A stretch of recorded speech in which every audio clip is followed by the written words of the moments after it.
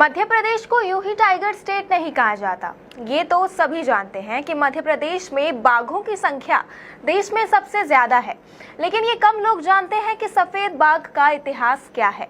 बता दें कि सफेद शेर का जनक भी मध्य प्रदेश ही है।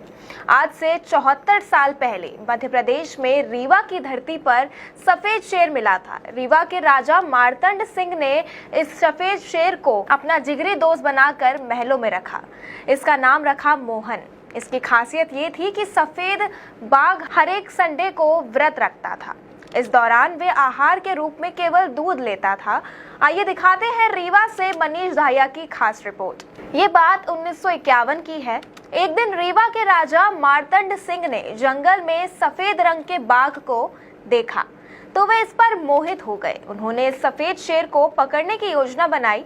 मार्तंड सिंह ने सीधी के बरगड़ी के जंगल से सफेद बाघ को पकड़ा। सफेद शेर से महाराजा मार्तंड सिंह को इतना लगाव हो गया कि उन्होंने इसे बड़े दुलार के साथ गोविंदगढ़ के किले में रखा। सफेद शेर मोहन की लाइफ वाइल्ड से बदलकर महलों वाली हो गई। बाघ की सफेद खाल और नीली रंग की आंखें देखकर राजा मार्तंड सिंह ही क्या, महल का पूरा स्टाफ मोहित हो गया। ये सफेद शेर अभी कम उम्र का था। समय के साथ मोहन बड़ा हो गया। इतिहासकारों के मुताबिक सफेद बाघ मोहन की किले में खिदमत उसी तरह होती थी जैसे कि किसी बघेल राजवंश के राजा की। मोहन की देखरेख करने वाले रियासत के कर्मचारी उससे बड़े ही अदब से पेश आते थे।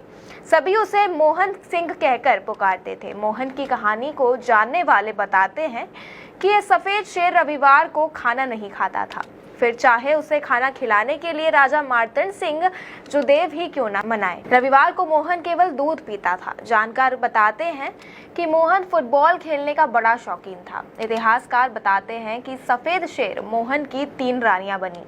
मोहन की एक रानी का नाम राधा था। इसके बाद 30 अक्टूबर 1958 को सफेद बाघ मोहन से बाघिन को 4 शावक हुए। इनके नाम राजा, रानी, मोहिनी और सकेशी रखा गया। धीरे धीरे सफेद शेरों का कुनबा बढ़ता गया, जिसके बाद उनकी संख्या बढ़कर 34 हो गई। इसमें से 21 शावक सफेद थे। 11 साल बाद 19 दिसंबर 1969 को सफेद शेर मोहन का निधन हो गया। राजकीय सम्मान के साथ मोहन को उसी गोविंदगढ़ किले के बगीचे में दफनाया गया जहां खेलकर वह बड़ा हुआ था। मोहन की याद में उसी स्थान पर समाधि बनाई गई। साल 1976 के दौरान सफेद शेर मोहन की आखिरी वंशज विराट की मौत हुई, मगर इससे पहले ही मोहन के कई शावक देश और दुनिया के कई इलाकों में स्थित चिड़ियाघरों में पहुंच चुके थे। मगर रीवा से सफेद बाघों का अस्तित्व ही खत्म हो गया। जिस विंध्य की धरती ने दुनिया को सफेद बाघ की सौगात दी, उसी धरती से सफेद बाघ विलुप्त हो गए।